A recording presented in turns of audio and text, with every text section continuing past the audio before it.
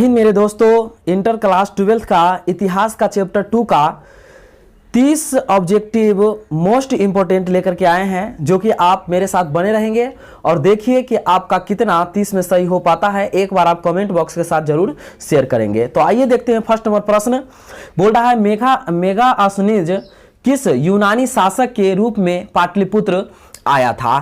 तो इसका answer number क्या हो जाएगा? सी हो जाएगा। सेल्यूकस के साथ ये आया था। ठीक है, चलिए आगे की ओर हम चलेंगे। दोस्तों, यदि वीडियो आप लोग को अच्छा लगे तो जरूर चैनल को सब्सक्राइब कर लेंगे और अपने मित्रों में जरूर एक बार शेयर करेंगे, क्योंकि आपको काफी मोस्ट इंपॉर्टेंट ऑब्जेक्टिव आपके एग्जाम व्यू से लिया गया है। ठीक है ना। चलिए दूसरा प्रश्न कर रहा है कि कलिंग युद्ध का वर्णन किस अभिलेख में किया गया? देखिए 2009, 2007 में पूछा गया है, 2021 में, ये सभी में मतलब ये प्रश्न को पूछा गया है, कई बार प्रश्न को पूछा गया है।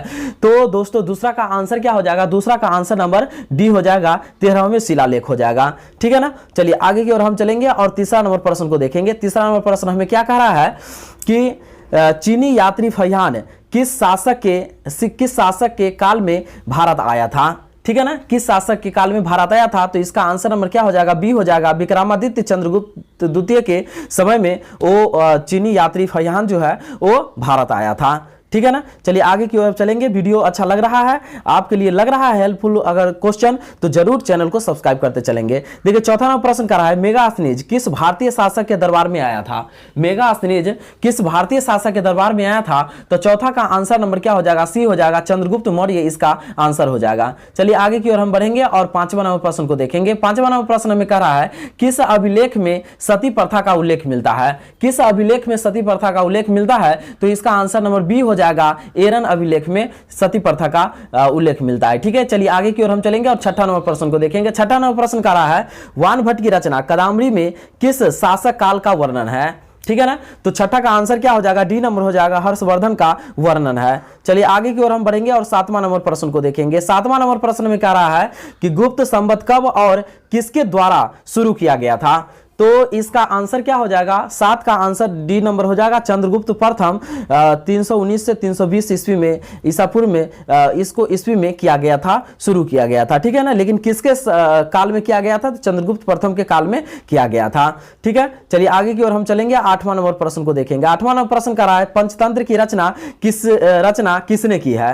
पंचतंत्र की रचना किसने किया है? तो इसका आठवां का आंसर नंबर डी हो जाएगा, विष्णु शर्मा ने किया था। चलिए आगे की ओर हम बढ़ेंगे और नौवां नंबर प्रश्न को देखेंगे। नौवां नंबर प्रश्न हमें कह रहा है कि प्राचीन नालंदा विश्वविद्यालय के संस्थापक कौन थे? प्राचीन नालंदा विश्वविद्यालय के संस्थापक कौन थे? तो नौवां का आंसर नंबर क्या हो जाएगा? डी हो जाएगा, कुमारगुप्त प्रथम हो जाएगा। ठीक है ना। एक का मतलब क्या हो गया? कुमारगुप्त प्रथम हो गया। ठीक है, चलिए आगे की ओर हम बढ़ेंगे और 10 नंबर प्रश्न को देखेंगे। 10 नंबर प्रश्न हमें कह रहा है क्या कि भारतीय इतिहास का कौन सा काल स्वर्ण काल कहलाया? ठीक है ना। देखिए 2010, 17, 2021 ये सभी में प्रश्न को पूछा गया है।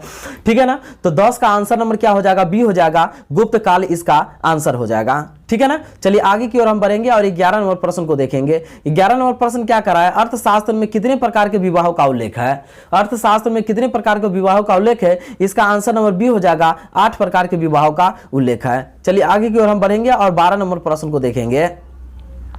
12 नंबर प्रश्न कर रहा है अर्थशास्त्र की रचना कब हुई थी? अर्थशास्त्र की रचना कब हुई थी? ये यहां पर जो है 2011 में प्रश्न को पूछा गया है। तो 12 का डी नंबर आंसर है, तीसरा डी नंबर है, 12 के डी नंबर है, तीसरी शताब्दी ईसा पूर्व में की गई थी। ठीक है ना। चलिए आगे की ओर हम बढ़ेंगे और 13 नंबर प्रश्न देखेंगे।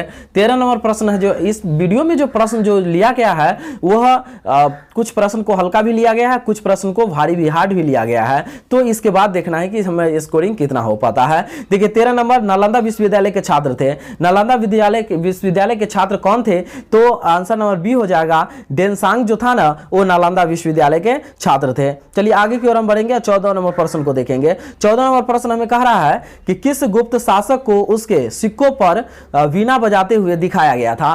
तो 14 का आंसर क्या हो जाएगा? 14 का आंसर सी नंबर हो जाएगा, चंद्रगुप्त को दिखाया गया है। ठीक है, समुद्रगुप्त को दिखाया गया है। चलिए आगे की ओर हम चलेंगे और देख लेंगे 15 नंबर प्रश्न को। 15 नंबर प्रश्न देखिए 2010, 13, 15, 16, 17 इस सब में पूछा गया है कि उत्तरी पश्चिमी भारत से प्राप्त अशोक के अभिलेखों में लिपि का प्रयोग किया गया है। तो 15 का आंसर क्या हो जाएगा? 15 का आंसर जो है 15 का आंसर दोस्तों नंबर ये हो जाएगा, ब्राह्मणी लिपि का इसमें दिखाया गया है। ठीक है, चलिए आगे की ओर हम बढ़ेंगे और 16 नंबर प्रश्न पर चलेंगे। 16 नंबर प्रश्न हमें यहाँ पर क्या कह रहा है, 16 नंबर जो है प्रश्न, वो 16 नंबर प्रश्न हमें यहाँ पर कह रहा है कि अशोक के कुल कितने अभिलेख अभी तक प्राप्त हुए हैं, अभी तक कितने प्राप्त हुए हैं। तो 16 का आंसर जो है ए नंबर हो जाएगा, 35 अभिलेख अभी तक प्राप्त हुए हैं। चलिए आगे की ओर हम बढ़ेंगे और 17 नंबर प्रश्न को देख लेंगे। 17 नंबर प्रश्न हमें कह रहा है अशोक द्वारा प्रचारित बौद्ध धर्म कहां प्रचलित नहीं हुआ।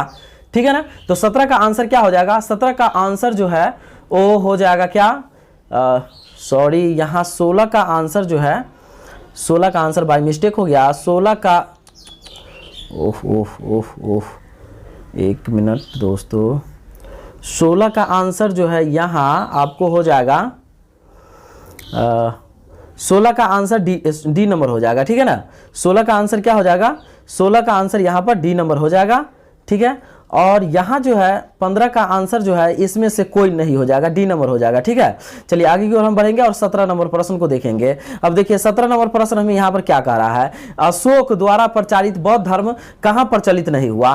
तो 17 का आंसर जो है, 17 का आंसर जो हो जाएगा इसमें बी नंबर हो जाएगा, ब्रिटेन इसका आंसर हो जाएगा। ठीक है ना, चलिए आगे की ओर हम बढ़ेंगे और 18 नंबर प्रश्न को देखेंगे। देखिए 18 नंबर प्रश्न क्या कर रहा है, जीव ने वैद्य की शिक्षा कहाँ से पाई, जीव ने वैद्य की शिक्षा कहाँ से पाई, इसका आंसर नंबर ए हो जाएगा, तक्षशिला इसका आंसर हो जाएगा। चलिए आगे की ओर हम बढ़ेंगे और 19 नंबर प्रश्न को देखेंगे। 19 नंबर प्रश्न कह रहा है जीवक कहाँ का रहने वाला था, जीवक कहाँ का रहने वाला था, इसका आंसर नंबर डी हो जाएगा, राजगृह इसका आंसर हो जाएगा। चलिए आगे की ओर हम बढ़ेंगे और यहाँ पर देख लेंगे 20 नंबर प्रश्न को।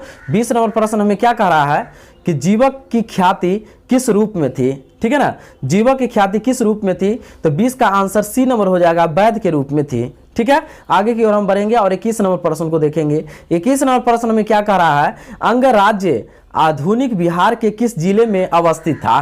तो 21 का आंसर हो जाएगा डी नंबर, भागलपुर जिले में अवस्थित था। ठीक है, चलिए आगे की ओर हम बढ़ेंगे और 22 नंबर प्रश्न को देखेंगे। 22 नंबर प्रश्न कर रहा है बिम्बसार का संबंध किस वंश से था। ठीक है ना, बिम्बसार का संबंध किस वंश से था, तो इसका आंसर नंबर बी हो जाएगा, हर्यक वंश से इसका संबंध था। चलिए आगे की ओर हम बढ़ेंगे और 23 नंबर प्रश्न को देख लेंगे। 23 नंबर प्रश्न में क्या कर रहा है, जरासंध का संबंध किस वंश से था। ठीक है ना, जरा वंश का संबंध किस वंश से था, तो इसका आंसर नंबर बी हो जाएगा, बृहत वंश से था। ठीक है, चलिए आगे की ओर हम बढ़ेंगे और यहाँ पर 24 नंबर प्रश्न को देखेंगे।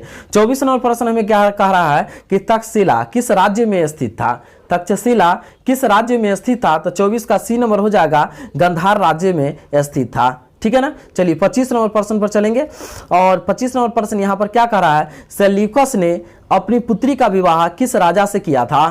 ठीक है ना, किस राजा से किया था, तो इसका आंसर नंबर क्या हो जाएगा, इसका आंसर नंबर सी हो जाएगा, चंद्रगुप्त मौर्य इसका आंसर हो जाएगा। चलिए आगे की ओर हम बढ़ेंगे और यहाँ पर आपको हम बता दें कि 3 गो प्रश्न इसमें दिया गया है और तीनों प्रश्न का आंसर जो है कि यहाँ पर 4 गो प्रश्न है, 26 नंबर, 27 नंबर, 28 नंबर और 29 नंबर। ये सभी प्रश्न का आंसर जो है कमेंट बॉक्स में आप लिखे कि इसका आंसर क्या हो जाएगा। धन्यवाद।